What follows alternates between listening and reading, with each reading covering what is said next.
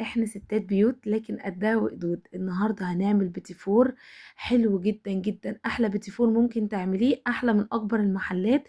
شكله شيك جدا زي ما انتم شايفين، مش محتاجه ان انا اتكلم كتير. والطعم بجد ولا اروع من كده. بجد احلى من اكبر المحلات، وتحدي ان شاء الله بعد الفيديو ده هتبقي استاذه في عمايل البيتي فور، واوعدك عمره ما هيفشل منك تاني ابدا. طعمه وريحه تنافس اكبر المحلات يا جماعه.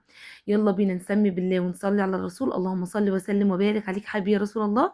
وما تنسيش تحط لايك عشان تشجعوني. انا هنا هعمل كيلو من البيتي فور او كيلو من الدقيق. فانا مش هستخدم الكيلو كله لان ده بيتي فور الكيس يا بنات. هشيل من كيلو دي 3 معالق كبار عشان انا عايزه العجينه تكون خفيفه وتنزل معايا من الكيس بمنتهى السهوله. كيلو دي شلت منه 3 معالق كبار. عندي 750 جرام من الزبده اللينه بدرجه حراره المطبخ، احط صباعي فيها تبصم كده على طول. انا عايزاها بنفس الشكل ده. عندي 200 جرام من السكر البودر، حوالي كوبايه اللي هي كوبايه الشاي العاديه اللي موجوده في كل بيت. عندي هنا 3 صفار بيض. والبيتي فور بصفار البيض احلى بكتير جدا، لما بضيفي له البيض الكامل بيطلع دايب وناعم وحلو جدا جدا. فانيليا، وعندي معلقتين كمان من الكاكاو الخام الاسباني، معلقتين مش ماليين قوي. وهنا لو البيض بتاعك صغير هتستخدمي 4 صفار بيض، لكن لو البيض بتاعك حجمه كبير هتستخدمي 3 كفايه. انا حطيت هنا يا بنات زودت صفار بيضه رابعه لان العجينه كانت محتاجه. هوريكم دلوقتي قوامها كان عامل ازاي. هحط بقى السكر على الزبده وابتدي ان انا اضربهم مع بعض كويس لغايه ما احصل على القوام الكريمي التقيل ده. دلوقتي بقى هبتدي اضيف صفار البيض واحده واحده كده بالتدريج. كل ما الصفارة تختفي هحط التانية على طول. وزي ما قلت لكم صفار البيض بيخلي البيتي فور ناعم ودايب. لو حاباه يكون متماسك شويه تقدري تضيفي 2 من صفار البيض واحده من البيضه الكامله، او العكس 2 من البيض الكامل واحده من صفار البيض. لكن انا بفضل بصراحه البيتي فور بالصفار وبس، بيطلع حلو جدا ودايب قوي. بيتي فور طبعا يعني ذوبان يا بنات. هنا ضفت كده 3 صفار البيض وضفت كمان الفانيليا.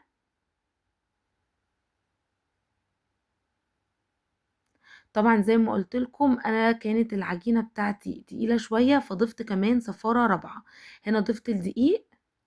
طبعا اكتشفت كده ان العجينه تقيله بعد ما ضفت الدقيق وعجنته كده بالعجينه كويس. يعني لميت كده العجينه كلها على بعض بالدقيق. هوريكم شكلها كده بقى عامل معايا ازاي. وهنا ما بنعجنش خالص، بنلم سواء بايدينا او بالعجان. بمجرد ما الدقيق معايا بيختفي بنوقف ضرب خالص يا بنات، او بنوقف عجن. تمام، ما بنعجنش لان النوايا ما تطلع ناشفه معايا لو اتعجنت كتير بمجرد ما اضيف الدقيق. بصوا العجينه هنا تقيله شويه، وانا طبعا هعملها بالكيس فلازم تنزل معايا بسهوله. عايزاها تبقى زي الكريمه التقيله، مش تبقى متماسكه قوي قوي كده. فضفت صفاره رابعه. تمام. بس اسفل المقطع ده يعني ما تصورش. بس انا حبيت ان انا اوضح لكم لو البيض بتاعك صغير تقدري تضيفي 4. هنا بقى انا قسمت العجينه على جزئين بالتساوي، يعني الى حد كبير بالتقريب. وجزء ضفت له الكاكاو معلقتين كبار مش مليانين. هسيب لكم المقادير بالكوبايه وبالجرام في صندوق الوصف.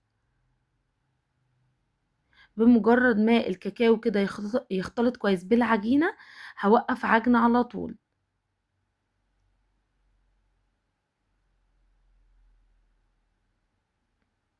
كده تمام قوي.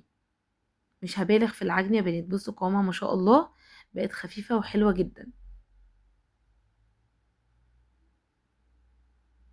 دلوقتي بقى نبتدي تشكيل. وطبعا لان هنشكل بالكيس فما ينفعش ابتدي الاول بالشوكولاته او ببيتي فور الكاكاو لانه هيغمق لي الكيس معاه. فهنبتدي الاول ببيتي فور الفانيليا ولما نخلصه. وده شكل التيب اللي انا استخدمته لو حابين تشوفوا شكله كان عامل ازاي. وده كيس حلواني عادي جدا اللي هو بيبقى القماش.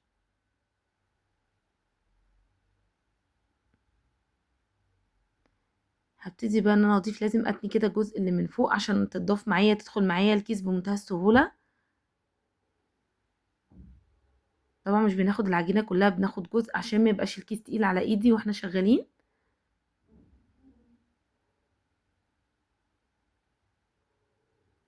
بصوا بقى يا بنات، هناخد كده جزء من تحت كده، نحاول ان احنا نضغط علينا ايدينا بيه يعني.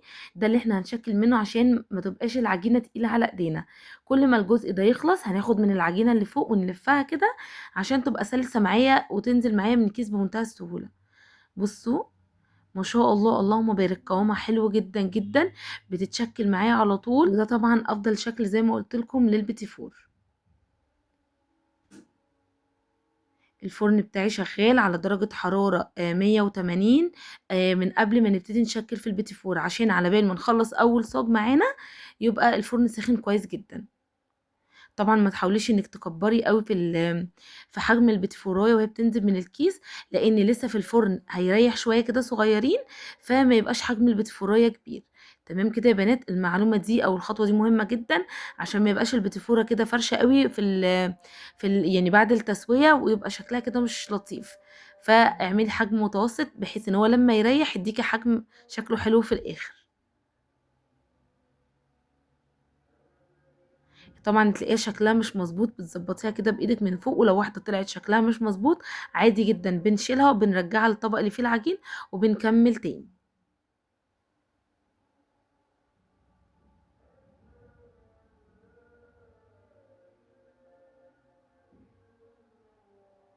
شايفين يا بنات؟ بمنتهى السهوله بتشكل والله ناس كتيره جدا ما بيتظبطش مع البيتي فور. اوعدكم ان شاء الله بعد الفيديو ده هيتظبط معاكم هتبقوا استاذه فيه. بصوا بقى، انا هنا خلصت اول صاج اهو او اول صينيه، هدخلها بقى الفرن على درجه حراره 180، بتقعد حوالي 15 دقيقه. اول ما ياخد لون كده من تحت حلو، بنبتدي ان احنا نقفل على طول، مش بنخلي البتفور بتاعنا يتحمر. تمام كده. اول ما بيطلع من الصاج مش بنلمسه خالص لانه بيكون ناعم جدا جدا، بنسيبه لغايه ما يبرد في الصينيه بتاعته، وبعدين بنبتدي احنا نشيله على طول. انا خلصت البيتي فور الفانيليا، هعمل اهو بيتي فور الشوكولاته بنفس الشكل، وهيستوي كمان على نفس درجه الحراره. شايفين؟ لان العجينه بتاعته ما شاء الله كانت ناعمه كده وطريه قوي، بينزل بالكيس بمنتهى السهوله زي ما قلت لكم.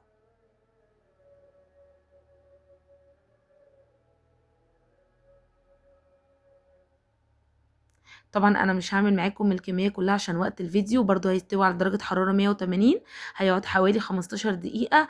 بنطلعه مش بنلمسه خالص، بصوا شكله ما شاء الله. بعد ده كان تاني يوم يا بنات، انا مش بزين البيتفور في نفس اليوم، يعني هو بيبقى مرهق لوحده فبعمله في يوم وبزينه في يوم تاني. عندي هنا البيتفور، وعندي شوكولاته خام بالحليب وشوكولاته بيضه وكمان مكسرات مجروشه، وده اختياري. ازاي بقى بسيح الشوكولاته؟ ربع كيلو بحط عليه 3 معالق كبار كده من الزيت، بسيحه على حمام مائي او في الميكروويف لغايه كده ما يسيح معايا ويبقى بالشكل ده. بجيب بقى البيتي فور ونحاول ننقي كل واحده تكون قد التانية، اللي فوق زي اللي تحت يعني. وبنحط، انا بصراحه بحب الزق البيتي فور بالشوكولاته، بتكون افضل بكتير من المربى يعني بالنسبه لي. وهنبتدي ان احنا ننزل كده نصها في الشوكولاته، ويعني انا بستخدم شوكولاته بالحليب، حابه تستخدمي الشوكولاته الدارك عادي جدا براحتك خالص. وعندنا مكسرات مجروشه. طبعا زيني بالطريقه اللي تحبيها، انا زينت باشكال كتير. تقدري تزيني بالشكل اللي انت تحبيه الاسهل لك، او الشكل اللي انت بتحبيه، مفيش اي مشكله خالص، التزيين ده بتاعك انت. هنعمل كمان واحدة تانية. طبعا انا مش هعمل معاكم كمية البيتفور دي كلها عشان وقت الفيديو، بس انا اديتك فكرة اهو عن التزيين، ودي اسهل وابسط طريقة للتزيين ممكن تعمليها. زي ما قلت لكم انا زينت اشكال تانية كتير، بس للاسف والله المقطع بتاع التزيين ده انا معرفش ما تصورش ليه. يعني ده الحمد لله الجزء اللي انا لقيته. ف شوفي الاشكال اللي معمولة والواحدة كده هتعرفي هي اتعملت ازاي. عايزه اقول لكم مفيش اسهل ولا ابسط من كده. البيتي فور يا جماعه بتاع اكبر واشهر المحلات، والله هتعمليه في البيت ريحته بجد تحفه جدا، هتخلي ريحه بيتك ولا اكبر محلات حلواني.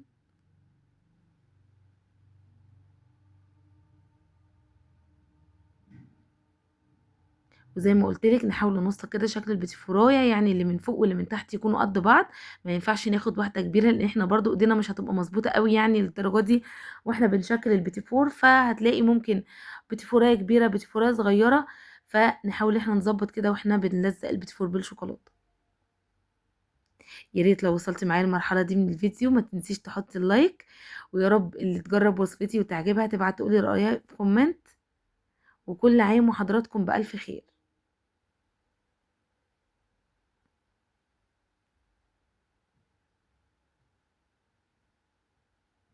بص بقى شكله ما شاء الله بعد ما تزين. انا عن نفسي بحط الصينيه اللي هزينه عليها بتكون مفروشه كده بكيس بلاستيك عشان الشوكولاته ما تلزقش فيها، واقدر اشيل البتفوره من عليها بمنتهى السهوله ما تتعبنيش خالص. بصوا ما شاء الله اللهم بارك الاشكال. بصوا انا بس بعتذر لكم ان المقطع ده كله ما اتصورش، فبصوا الاشكال عامله ازاي، في اللي غطاسته نص من فوق كده بشوكولاته ورشيت عليه مكسرات. يا رب يكون الفيديو عجبكم، والسلام عليكم ورحمه الله.